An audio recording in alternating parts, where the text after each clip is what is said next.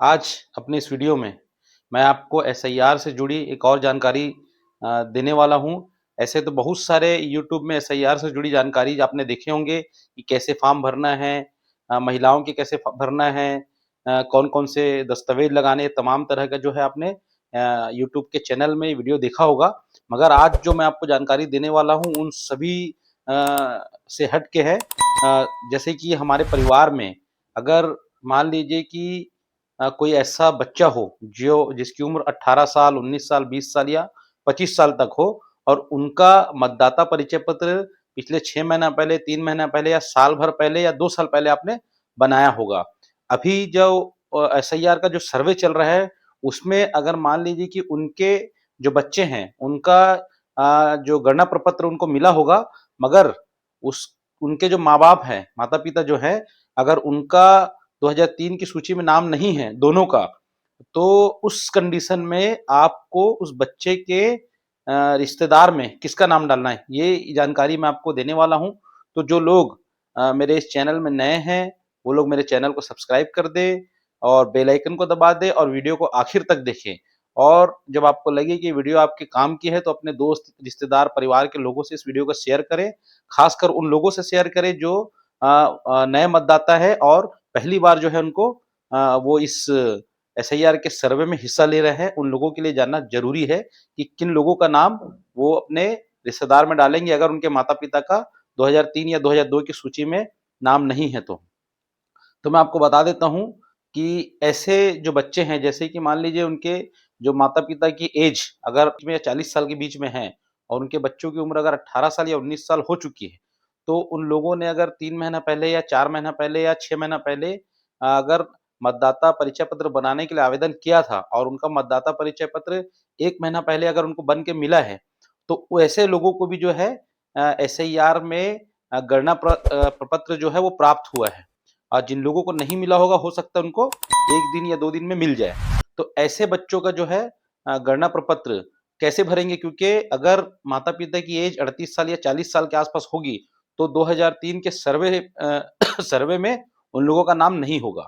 तो उस कंडीशन में जो है अ, बच्चों का जो है उनके दादा और दादी, इनका नाम आप देखेंगे अगर दादा या दादी का नाम 2003 के सर्वे सूची या 2002 के सर्वे सूची में अगर होगा, तो उस कंडीशन में उन बच्चों के रिश्तेदार में उनके दादा का नाम आपको लिखना होगा। तो दादा का नाम जब आप लिखेंगे, तो सबसे बड़ी एक समस्या आती है, ये उस कॉलम में जो लिखा रहता है सबसे पहले आप देखेंगे उस जो रिश्तेदार का कॉलम है, उसमें ये लिखा रहता है नाम।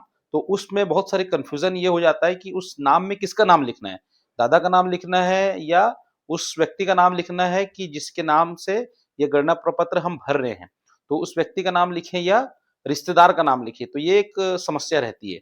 तो अगर मान लीजिए कि आप नए मतदाता हैं और आप अपना फ़ॉर्म भर रहे हैं, उस कंडीशन में अगर आप अपने दादा का अगर 2003 के सर्वे सूची का डिटेल अगर आप भर रहे हैं उस समय, तो नाम के स्थान पे आपके दादा का ही नाम आएगा, वहाँ पे आपका नाम नहीं आएगा। आपके दादा का नाम आएगा, एपिक नंबर जो होगा वो भी आपके दादा का लगेगा और रिश्ते में आपके दादा के पिता का नाम आएगा। दादा के पिता का नाम आएगा और जहाँ रिश्तेदार के नाम में जो आपने ऊपर लिखा, नाम में आपके दादा का नाम, उसके बाद ईपिक नंबर आपके दादा का। अगर मान लीजिए ईपिक नंबर नहीं है, तो उस कंडीशन में जो है वो वैकल्पिक है, आप उसको छोड़ सकते हैं, कोई दिक्कत की बात नहीं है। नीचे वाले कॉलम में जहाँ पर रिश्तेदार का नाम लिखा हुआ है, वहाँ पे आपके दादा के पिता का नाम को आपको लिखना होगा। उसके बाद में जहाँ पे रिश्ता लिखा है, वहाँ पे आपको बताना होगा कि जिस व्यक्ति का आप डिटेल भर रहे हैं, उनसे आपके क्या उनका आपसे क्या संबंध है। तो उस वहाँ पर जो है रिश्ता में आपको लिखना है दादा। उसके बाद में नीचे आएँगे आप, तो नीचे में जो 2 कॉलम रहते हैं और उसमें आपको लिखना है एक विधानसभा विधानसभा जिला पूछेगा आपको, जिले के बाद में आपको राज्य पूछेगा, राज्य के बाद में आपका विधानसभा।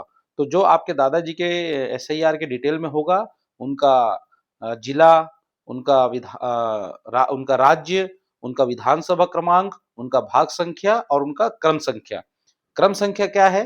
जो 2003 की सूची है, उस सूची को जब आप देखेंगे तो नाम के आगे में एक नंबर होता है।